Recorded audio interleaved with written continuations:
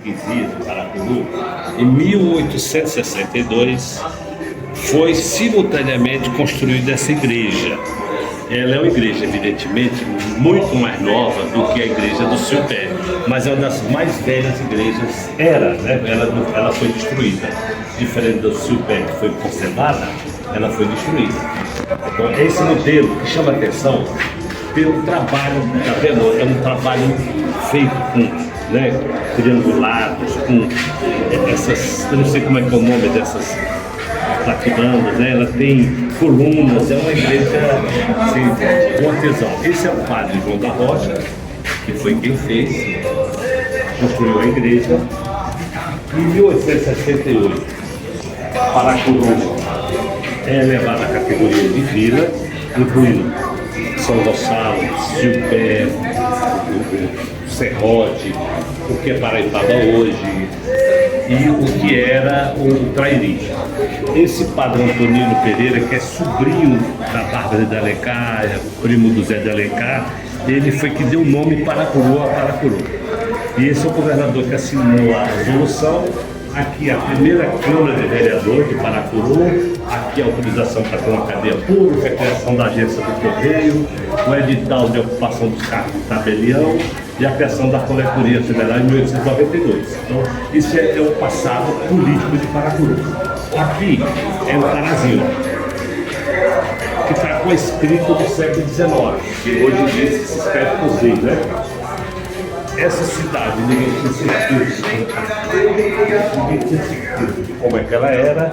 A gente tem essa fotografia de 1893 e foi feita essa maquete. Mas sabe-se que ela tinha uma igreja, com toda certeza, porque o Antônio Salles falava da igreja. E sabe que ela tinha uma rua, tinha ruas largas na cidade. E aqui está a história do Parazinho, o hino de Paracuru, a história dela, como é que foi e tal. Por que o Parazinho era uma coisa importante? Porque era uma enseada com um bom povo. A poesia, ali uma foto de 1893, o Antônio Salles, que é o poeta de referência à região, de um dos meus poetas do Ceará, que fundou a Padaria Espiritual, que era uma agremiação literária, não é nada de religiosidade, né? E fundou, do qual essa padaria tem o jornal O Pão, onde eles publicavam as obras dele. E aqui duas poesias do Antônio Salles, uma fazendo referência ao Parazinho, que desapareceu, que foi destruído pelas dunas, e aqui a vida do praieiro, ele nasceu, como era a infância dele. Aqui a Maria Sampaio, que foi professora há muito tempo, lá perto de onde você mora, entendeu? Que era a Almécegas, foi professora das Almécegas, muito tempo professora em São Gonçalo, que é a Maria Sampaio, que escreveu, e aqui a poesia dela, aqui a Abigail Sampaio, que é a irmã dela, também professora da região e poeta. Essas duas mulheres fizeram parte do início da literatura feminina no Ceará, porque elas são formadas na Escola Normal de Fortaleza e são poetisas. Elas escrevem crônicas, escrevem inclusive para os jornais do Rio de Janeiro, né? Então elas são iniciadoras, elas pertencem à geração de escritores do Ceará. Aqui está a história da missão inglesa que veio a Paracuru, e esse fotógrafo, que é um grande industrial, riquíssimo, esse camarada acompanhou a missão e fotografou tanto a estrutura, né? Aqui, ó, aqui está a missão dos ingleses e brasileiros que vieram estudar o eclipse. Aqui o estudo do eclipse lá em cima, tá vendo? Ó, a fotografia do eclipse, é a primeira vez que eles fotografam o eclipse. E aqui os equipamentos, a missão, como é que eles estão estudados, né? E aqui quando eles vão embora, eles estão se despedindo de Fortaleza e o Benjamin Stone está aqui. E esse aqui, ó, Paracuru, fotografado pelo Benjamin Stone. Cidade, da cidade. Parazinho. Estrutura aqui está aí, ó, tá vendo? E aquela foto. Aqui é para a gente mostrar como era a economia no século XIX, né? Aí a economia ela tinha como base a produção agrícola e de pesca. Está aqui a mandioca, né, todo o ciclo da mandioca, casa de farinha, casa família. Aí são imagens que vocês conhecem, né, Dada? E aqui, ó, o engenho do nosso querido Nonato, né? E o foguista aqui é o João, né? O João, mais o recurso de cortar a cana, né? O que eles chamam a forma de cana, o alguidar, né? Para tirar, o movimento do Porto do Parazinho, a população de Paracuru em 1872, que inclui São Gonçalo, inclui Trairi. Aqui mostra que tinha 142 escravos. A maioria da população não sabia ler nem escrever e era uma composição mista. E tem uma população de 893 que chamam caboclo, que a gente admite que sejam índios nessa época. População indígena. Aqui se refere à emancipação de escravos. Essa família aqui liberta 3 escravos.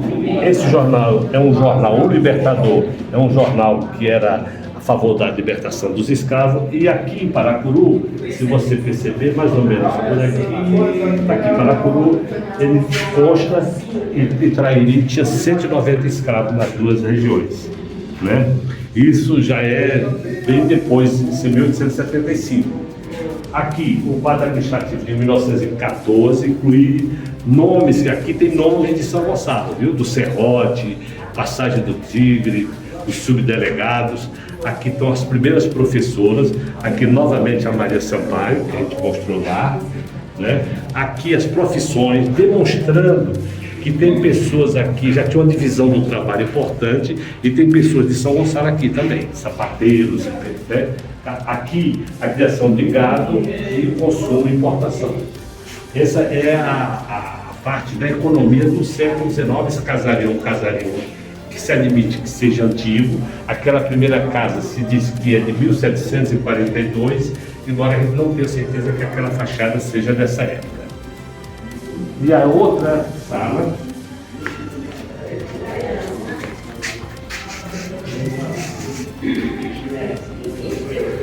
essa sala é da pesca artesanal, que é uma pesca que sobreviveu em Paracuru, na região toda, que é uma pesca que não é empresarial, onde o pescador ele é um ser ativo da economia, ele é o centro dela, né?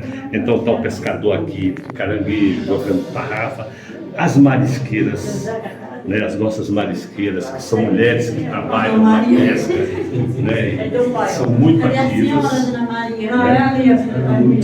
Aqui, pescadores da Barra, também um grupo pescando informação, um curral de peixes, e aí cenas dos pescadores, olha, as famílias reconhecendo os parentes, né, tá vendo?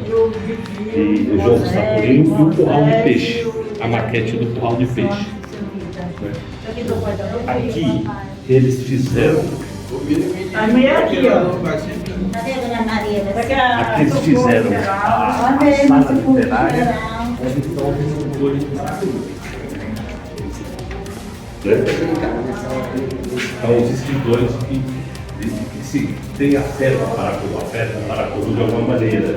Ou de Paracuru, ou são nascidos aqui, ou são de fora, mas trabalham aqui, vivem aqui.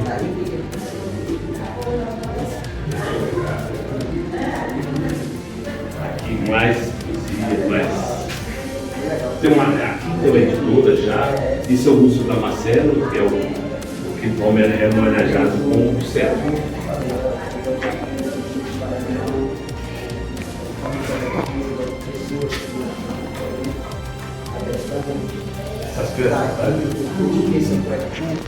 Mas a gente tem a nossa força para exatamente a escola de A última serra foi construída originalmente para as mulheres, né?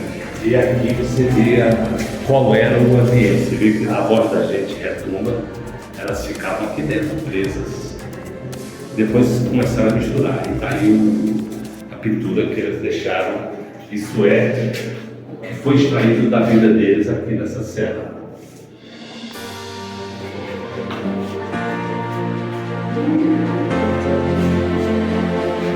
Viva a Espanha.